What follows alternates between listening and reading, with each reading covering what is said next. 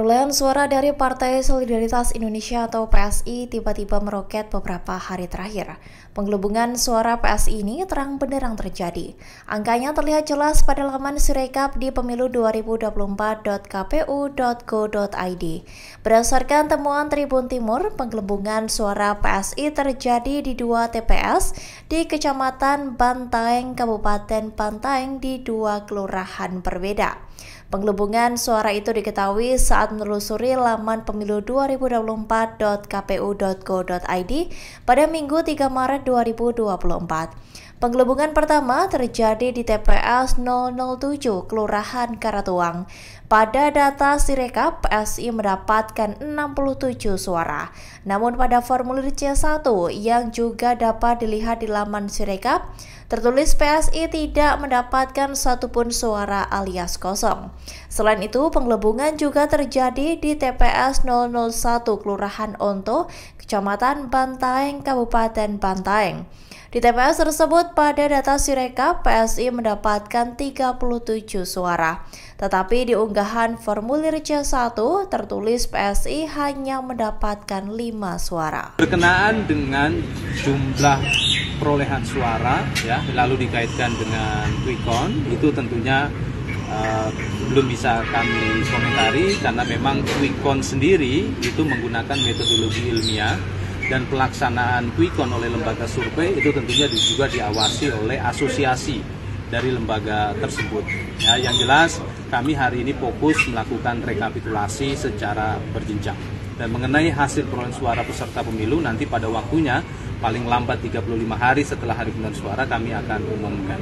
Jadi hasil resminya nanti. Tapi koalisi masyarakat itu mencurigai adanya dugaan penggelembungan suara kayak gitu karena data udah di atas 60%, perubahannya kok cukup signifikan kayak gitu. Ya, siapapun bisa berkomentar. Ya, di dalam negara demokrasi siapapun bisa komentar. Komentar yang baik adalah komentar yang dilandasi pada fakta ataupun data. Sirekap, data yang dipublikasi di Sirekap itu selalu disematkan foto formulir model C hasil plano. Oleh karena itu saya ingin mengajak kepada para pengakses Sirekap tidak hanya melihat data numeriknya saja, tapi mohon lihat foto formulir model C hasil planonya. Apakah antara data perolehan suara peserta pemilu yang ada dalam formulir model C hasil plano dengan data numerik Sirekapnya akurat atau tidak? Ya, seperti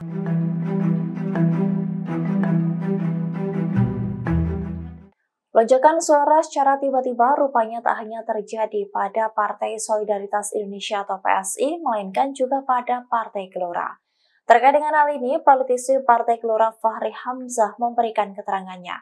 Ia menyampaikan bahwa pihaknya tidak pernah meributkan partai lain yang perolehan suaranya tinggi. Hal ini disampaikan oleh Fahri Hamzah melalui akun X pada Minggu 3 Maret 2024. Ia menyebut ada pihak yang jika suaranya naik maka akan berdiam, sementara jika suara dari lawannya naik maka pihak tersebut akan ribut. Selain itu apabila suara dari lawan turun maka pihak itu akan diam, sementara jika suara pihaknya turun maka orang itu akan ribut. Tak diketahui untuk siapa cuitan tersebut dituliskan oleh Fahri Hamzah. Namun ia menuturkan lonjakan suara itu sebenarnya wajar saja terjadi dan tidak perlu terlalu diributkan. Bahkan dirinya pun menyebut perhitungan suara ini seperti ingus. Diketahui sebelumnya peneliti utama indikator politik Indonesia Burhanuddin Muhtadi turut menyoroti ledakan suara PSI yang dinilainya tidak wajar. Ia juga menyampaikan ledakan suara ini tak hanya dialami oleh PSI tetapi juga Partai Gelora. Ia pun mencolek partai-partai lain terkait dengan hal ini. Dalam cuitan lainnya, Burhanuddin menyampaikan bahwa suara PKB naik turun dengan perlahan sejak awal. Bahkan hal ini juga terjadi dengan partai-partai lain tak seperti PSI yang meledak secara tiba-tiba.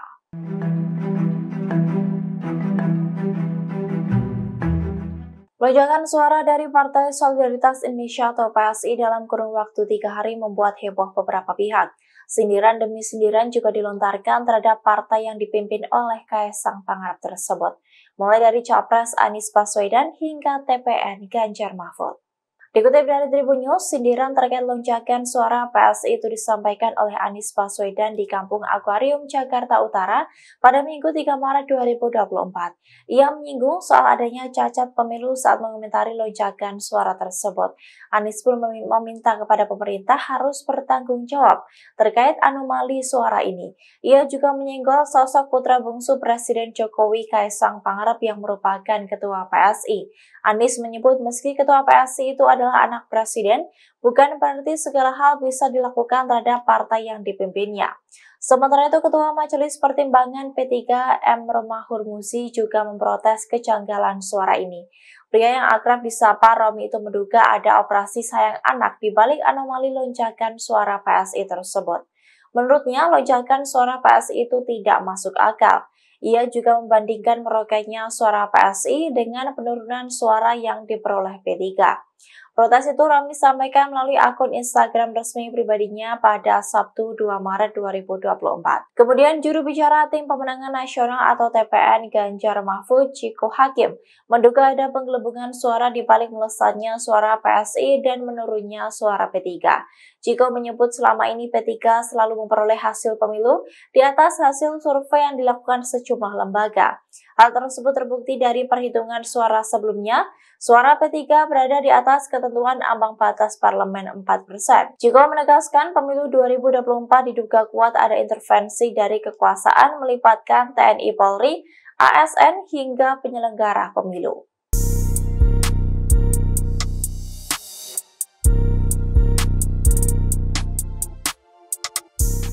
Perolehan suara Partai Solidaritas Indonesia atau PSI di Cilegon terpantau mengalami pelonjakan secara drastis. Setelah ditelusuri melalui website KPU, diduga terdapat penggelembungan suara.